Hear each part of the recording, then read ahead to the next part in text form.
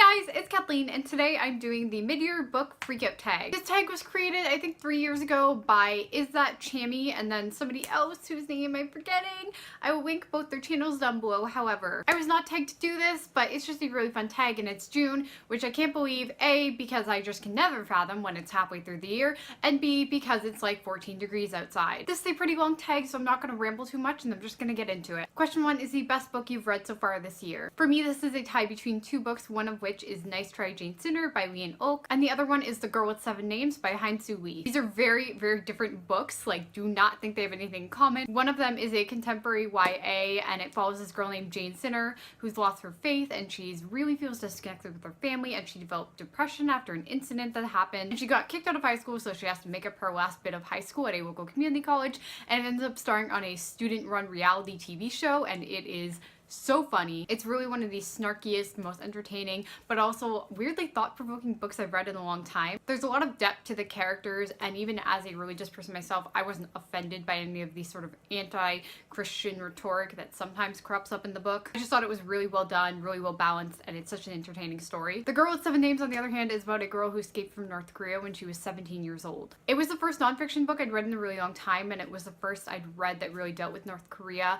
and that sort of narrative, and I just thought it was very powerful and really kept me engaged throughout the whole book, and I loved it. Question 2 is the best sequel you've read this year, and I had to troll my Goodreads for this, and it turns out that I've read one sequel this year. So my best sequel I've read this year is going to be Thunderhead, which is the sequel to Scythe by Neil Shusterman. I did like this book. I didn't think it was quite as good as the first one, but I thought it was a good, engaging story, and it had a really, really good ending. One of the best I've read in a long time, actually, and I think it's plotted really well and everything. The characters were definitely more appealing in the second book, I thought, than the first. Overall, it was a pretty solid sequel, so I guess I'll say that was the best one I've read all year. Question 3 is a new release that you want to read, and I'm going to say Children of Blood and Bone by Tomi Adeyemi. I bought this a couple of months ago now, and I've just heard that this is one of the most epic fantasies that's ever been done in YA. People are comparing it to like Game of Thrones and different books like that. I think Patrick Rothfuss or something like that this has been compared to. And I really just need a really good fantasy, I think, to kind of get me back into loving fiction again. So yeah, I'm super excited to read this because I have heard it is absolutely amazing, and it's really, really diverse. It uses a lot of Nigerian stories and things like that. So I'm super excited to read this. Question 4 is most anticipated release for the second half of the year, and I'm going to say The Lady's Guide to Petticoats and Piracy by Mackenzie Lee. This is the sequel to A Gentleman's Guide to Vice and Virtue, which was released last year, and it's just such a fun romp of a novel. This is going to follow Felicity, who is Monty's sister from the first book, and it's going to be a pirate adventure, and Felicity trying to go to medical school, and it's going to be amazing. She was one of my favorite characters from the first book, so I cannot wait for us to pick up on her story in this one. Question 5 is your biggest disappointment thus far. I feel like you guys know what I'm gonna say, but I'm gonna say it anyway. Sorry guys, it gets more disappointing every day. Question 6 is the biggest surprise you've had this year, and for that I have to say Pictures in the Light by Kelly Lloyd Gilbert. This book is mainly a surprise because the first 150 pages of this book were really boring. I remember thinking I would want to DNF this book because of those first 150 pages, but what I discovered as I read on is that it's actually an incredibly powerful story. There's so much depth to it and so many different layers, and I absolutely loved everything about it. There were plenty of surprises, and it's just told in the most beautiful prose, so I actually highly recommend this. I just also highly recommend skipping the first 150 pages. Question 7 is favorite new author, which can be either a debut or somebody who's new to you. And once again, I'm actually going to say Leanne Oak, just because I loved Nice Try Jane Sinner so much, and I really think I would love everything else she would write. So yeah, I love her, and I cannot wait to see what else she produces because I think she's awesome, and I'm so happy to have more Canadian YA lit, more YA lit set in college. I love it all, and I think she's amazing. Question 8 is your newest fictional crush. I have to give that one to a character from a book I actually just finished, which is Aisha at Last, and the character is Khalid, who is the main love interest in the story. He is a very hard to explain sort of character. He's very socially awkward. He's supposed to be like a Mr. Darcy of the modern day, as this is a Pride and Prejudice retelling, but he's also a fairly conservative Muslim character. He's very different from the average typical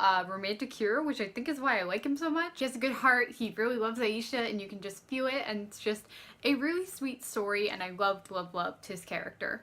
Question 9 is newest favorite character, and I think you guys can all predict what I'm going to say, but Jane Sinner from Nice Try Jane Sinner, who is a character who I just love, and I think she's amazing, and she's very close to my heart, and I love that book as a whole, and I want more people to read it and learn about Jane Sinner because she's the best. Question 10 is a book that made you cry. Books very, very rarely make me cry, and I don't think any have so far this year. I'm gonna say Educated by Tara Westover because there is a part of that book that made me particularly emotional. It's just something I related to, and I really was happy to see it in the book and have known that that's part of somebody else's life, if that makes sense, other than just mine. So seeing that in the book made me really emotional, and yeah, it gave me a lot of feelings, but it didn't make me cry. I very rarely cry at books. There's one that's done it, and that was definitely not it. Question 11 is a book that made you happy, and I'm once again going to say Aisha at Last. This is not a book that by any means is intellectually rigorous. I don't think there's like tons of depth to it in a sense,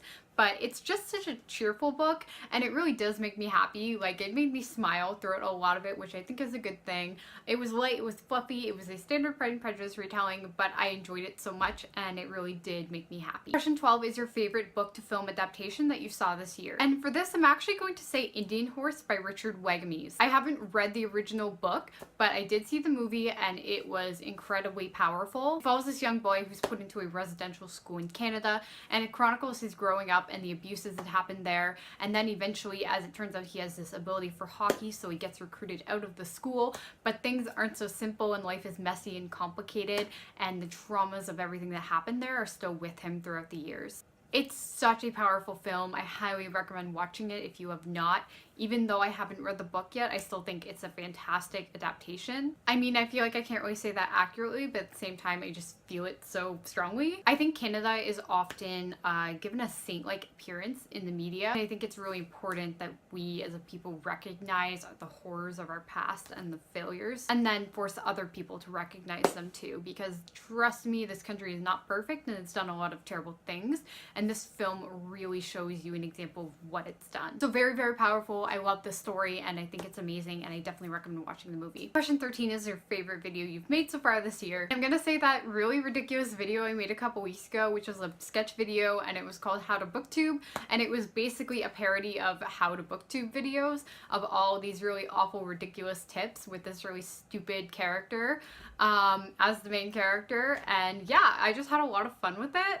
I thought it was really different. It was not the kind of thing I normally do. I had to actually write out a script, which is not what I normally do for my videos, but I just thought it was so entertaining and fun, and I liked that I challenged myself to do something different.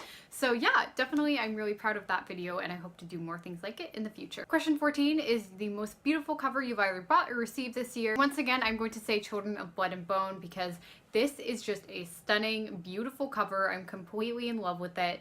It is so pretty. It has like every element I love. It has like some shininess. It's red and beautiful, and whoever designed this cover is just a genius. It is so eye-catching and amazing, and I love it, and it makes me happy. Question 15 is what are the books you need to read by the end of the year? And there are so many, but I'm gonna pick a few. So we have Crazy Rich Asians by Kevin Kwan, Names They Gave Us by Emery Lord, Children of Blood and Bone, Tomi Adeyemi, we've been through this, My Lady Jane by Cynthia Hand, Brody Ashton, and Jodie Meadows, A Thousand Splendid Suns by Khaled Hosseini, literally a million more that I do not have the energy to pull out right now, but there are so many books on my TBR. It's a bit of a problem. We're not going to talk about it. That is my mid-year book freakout tag. It's the first time I've ever done it, and I had a lot of fun doing it. I'm going to tag Kate Hickey to do this video. If you did enjoy this video, please give it a thumbs up and subscribe on your way out if you are new here. I upload most of my videos on Tuesdays and Fridays with occasional erratic uploading throughout the week. If you would like to follow me on any of my social medias, I will link them all in the description, but in the meantime, I will see you guys next time.